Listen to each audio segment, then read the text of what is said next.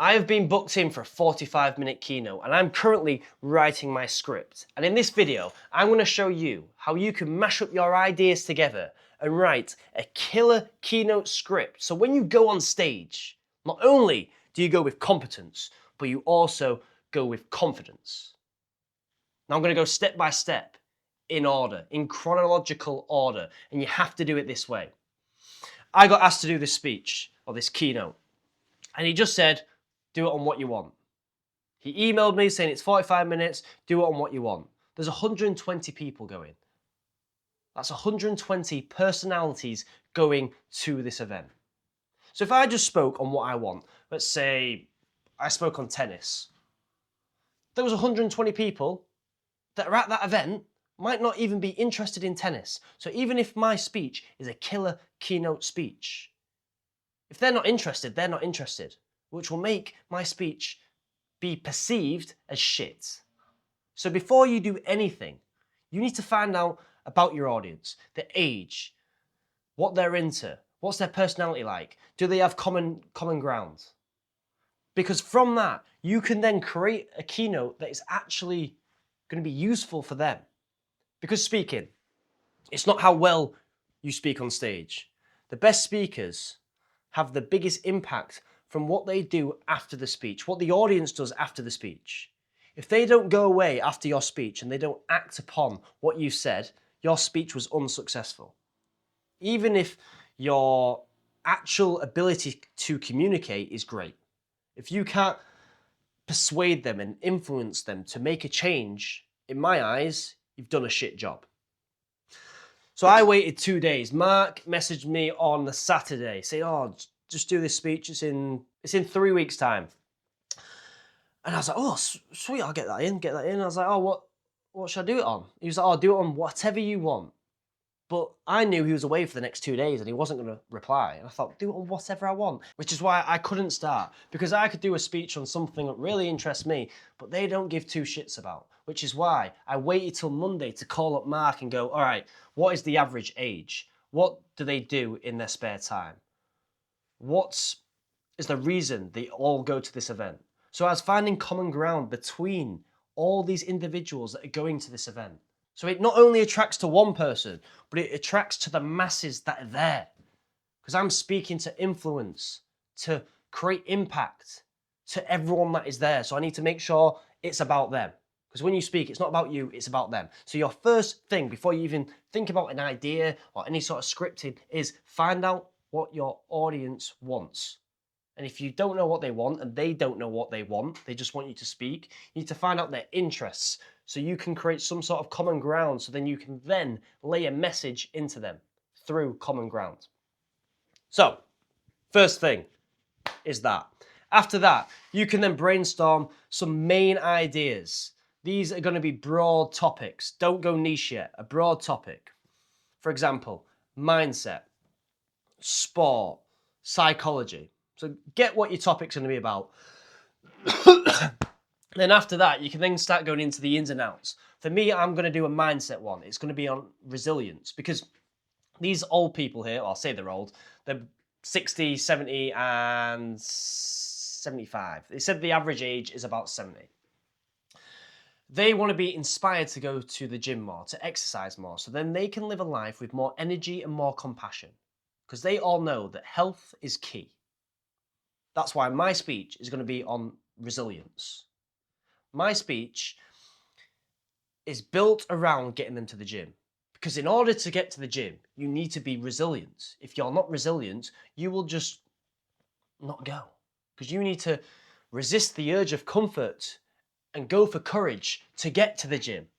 So that's why mine's going to be on building this resilience to create more fulfillment in your life. And you create more fulfillment in your life by being healthy because you will get more energy and more compassion because you are exercising.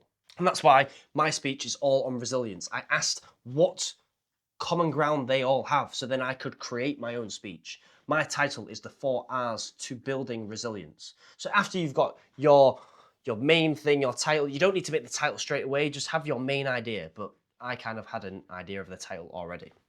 After that, your ideas. So your ideas within your topic. It depends how long your speech is. If your speech is 10 minutes, you're not going to have 3 main ideas to talk about. It's just too much. In speaking, less is more. If you talk about too many subjects, they won't remember the subjects. Try and keep it simple. I use 10 minutes as a rule of thumb. 10 minutes is one main idea. That's it. That's the rule of thumb that I will follow. For me, I've got 4 ideas. It's a 45-minute speech. I'm going to allocate around, give or take, 10 minutes per idea. That is not a strict schedule. It's an estimate. Because I know my first section is going to be a little bit longer than my second, my third, and my fourth. And I know my fourth section is going to be the smallest section. But it's a rough guide. Just make sure if you're doing a 20-minute keynote or a 10-minute keynote, you do not put loads and loads and loads of different ideas in. Just keep it simple. So once you've got your ideas, for me it's 4. Within your ideas, you need to decide how you are going to explain that idea. You've got options. These are the 4 options that you can do for your ideas. You can tell a story. You can find a personal experience. There was some sort of lesson that you could take away from that experience and you could talk about it. Talk about what happened.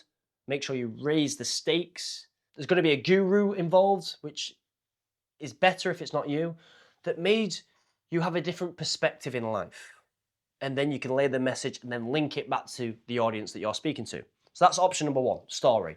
Option number 2, you could use analogies to make it easier to explain. Let me think of one quickly. Improving. People often think the big things make a big difference. But when you think it's snowing and you want to make a big snowball, you make a small snowball, then you start rolling it and rolling it and rolling it. A little bit of snow is connecting to the rest of the snow as you're going down. And eventually, these small rolls that you're doing with this snow ends up being a massive snowball. The reason? Because the small things made a big difference. You didn't go in there and make a massive snowball from the get-go. It started small. And you slowly started adding more and more and more. And this is the same with your improvement. You're not going to go in there and jump up 10 steps. It's just not going to happen. You go step by step by step by step. And the small things will make a huge difference as long as you stick to the small things. See, that was an analogy. That's what you could put in your speech. You could use a better one than that, but that's one that I just thought of on the spot. After that, you could use an acronym. Up to you if you like to do this. I don't like doing it for an idea. I like doing an acronym for the whole speech. But to give you an idea, I have an acronym to improve your communication. And all it takes is 5 buckets. And if you want to learn more about that acronym, check out the link below and I will send you information and the tools that you need to 2x your speaking confidence and to win over any room that you walk into in 30 days. But the acronym is dials. You need to turn up your dials to improve your communication. Delivery, improv, auditory, language, and storytelling. They are the 5 buckets to communication. If you want tools within these 5 buckets, that link below.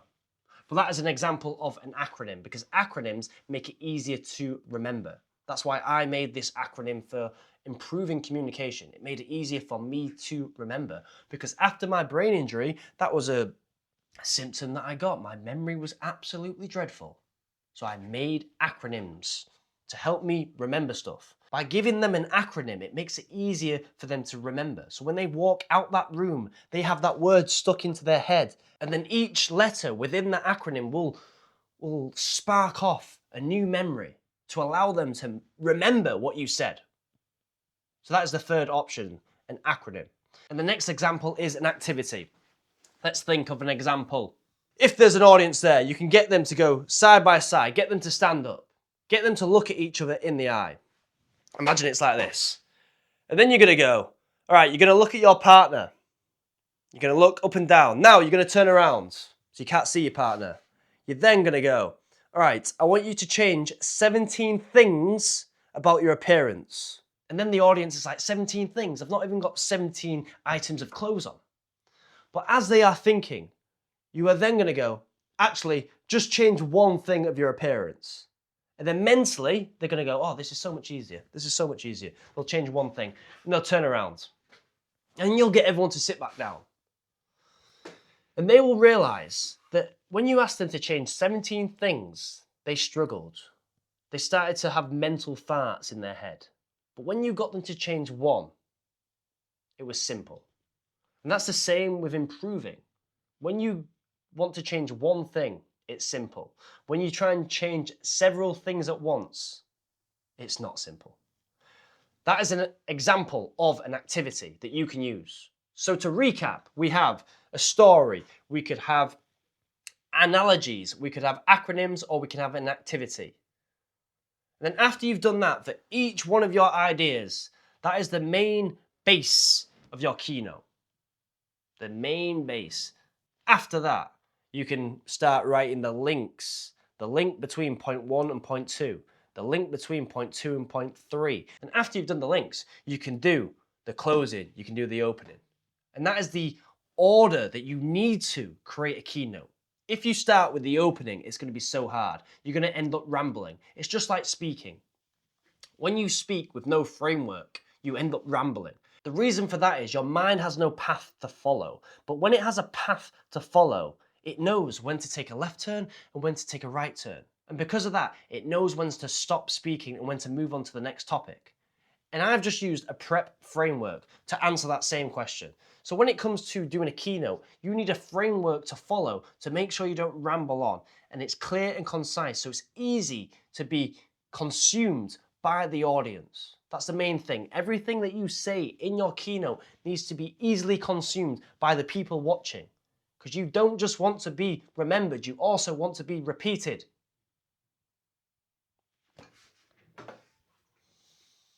I think that's it. I've currently wrote 18 pages. I'll be honest, I've not wrote 18 pages of words since I was at school. And that was 9 years ago. So over the last 3 days, I've been doing this script and I'm pretty happy with it. I've done a few corrections here and there. But if I had planned these stories before and I already had them in the story bank, in the mental bank, or I'd already told these stories, it wouldn't take as long. Because I could just say, yep, that idea, yep, that story, yep, that analogy, boom, done. Which is why I'm going to carry on building these stories. So when it comes to doing keynotes like this, I don't need to plan it. I can just go, boom, yeah, that story, boom, that story, boom, that story. This is the opening I'm going to do. It might be slightly different because of the audience. This is the closing I'm going to do because it might be slightly different because of the audience. Done. And that's how you can not get ready, but stay ready to speak. So within a click of a finger, you can be ready to speak on stage. That's it for now. Links below. Well, there's one link below for your emails. Put your email in. Now will 2x your confidence and you will win over any room that you walk into in 30 days. And you will do that by following my dial system. I will give you one tool from the dial system: delivery, improv, auditory, storytelling, and language. So then you can not only influence, but you can create more opportunities for yourself than you ever thought was possible. And if you like this one, you'll probably like this video too. Thanks for watching.